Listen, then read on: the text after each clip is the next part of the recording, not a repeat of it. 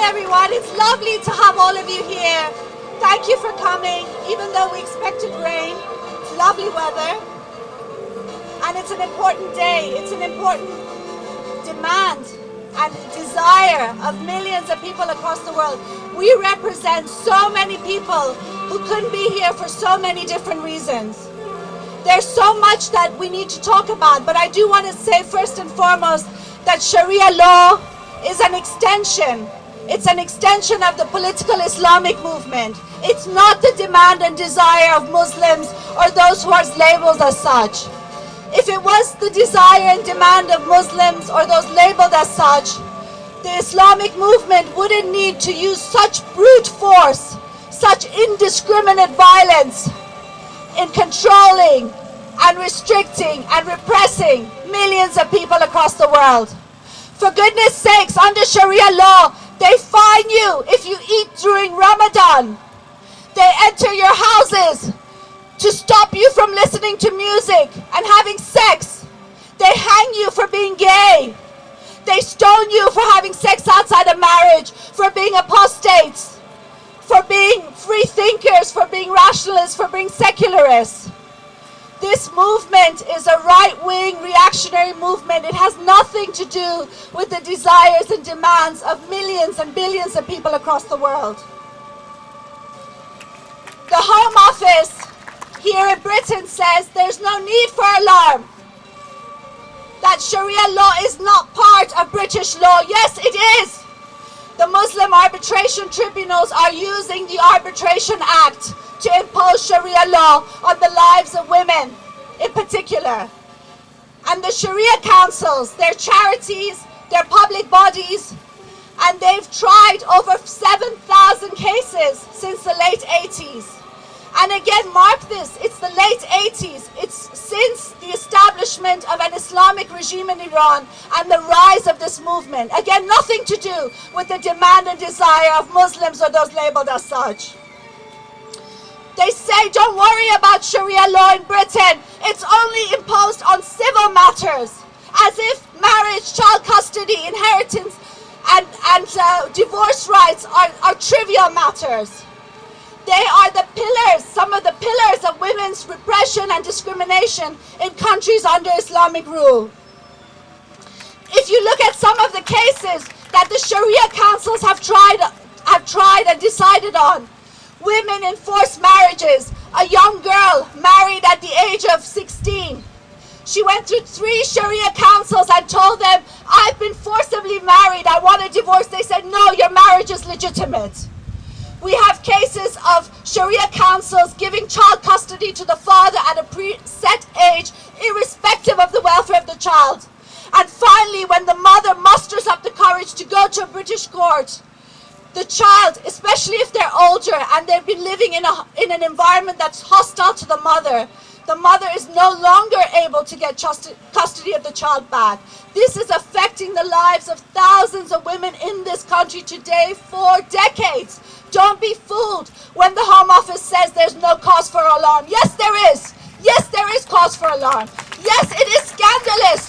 It is scandalous that our citizens are relegated to kangaroo courts, sham courts, without lawyers, without any recordings of the proceedings, and being their fates, their lives, their rights, their freedoms are being relegated to medievalism and brutality and discrimination and barbarity. It's a scandal. And they say, well, there are Beth-Dins here. The Jewish courts are here already. They've been here for 100 years. Who cares? They have to go as well. They have to go as well. This is the 21st century. And we want women, men, and children to have the rights and the freedoms that have been fought for by centuries by progressive social movements. They belong to everyone, not just to those who are considered citizens. And even then, the concept of citizenship doesn't seem to include so many people who've been here for generations even. And like the campaign in Canada that focused on Sharia but got rid of Sharia courts and the Beth-Din, we are going to do the same thing here.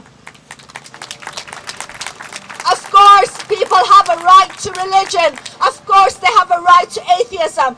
But the political Islamic movement does not have a right to impose Sharia law on the lives of people. We won't allow it. We won't allow it here in Britain, and we will not allow it anywhere in the world. Sharia law is an extension of the political Islamic movement that hangs Sweet 16 Atif Rajavi for crimes against chastity in a city square in Iran. It is the extension of that movement that stones Maryam Ayubi to death, that gives Parvez Khanbaksh in Afghanistan the death sentence for downloading information on women's status under Islam. It is the extension of that very same movement that recently executed Ehsan Fatahian for apostasy.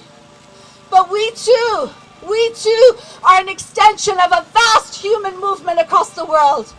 We are an extension of Lobna Hussein in Sudan, who refused to sit back when the Sudanese government said she needed to be flogged for wearing trousers in Sudan. She said, take me to court, find me, try and flog me. Let's see if you have the guts to do it. I won't sit by and let you do it when you're doing it every day to women in the Sudan. We are an extension of the people fighting in Iran, the revolutionary movement there that is the beginning of the end of political Islam across the world.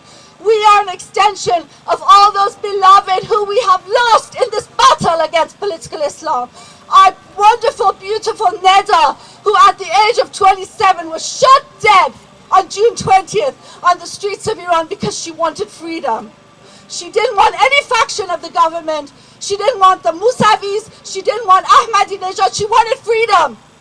And even though a majority in Iran have been brought to, they were born and raised under an Islamic regime, they don't want it. Why? Because Islamic rules, religious rules, belong to medievalism, belong to another age. They want to, and they deserve to live in the 21st century. And we, all of us here, represent that movement. We are an extension of that movement. So we need to be proud, we need to hold our head up high, because we do represent a vast majority in Britain and across the world. This movement is going to succeed because it is an extension of that movement. The political Islamic movement, Sharia courts, medievalism, can't be pushed back by another reactionary trend like ethnocentrism and nationalism. These are regressive, discriminatory trends that are trying to hijack this issue in order to promote their anti-immigrant, their barbaric and brutal agenda. We won't allow that either. Only civilized humanity can stand up for civilized humanity, and that is what we are doing today. That is what we are doing today. We are leading a movement. We are leading a movement that holds nothing sacred but the human being. And that is why in the battle ahead, we are going to win. Thank you.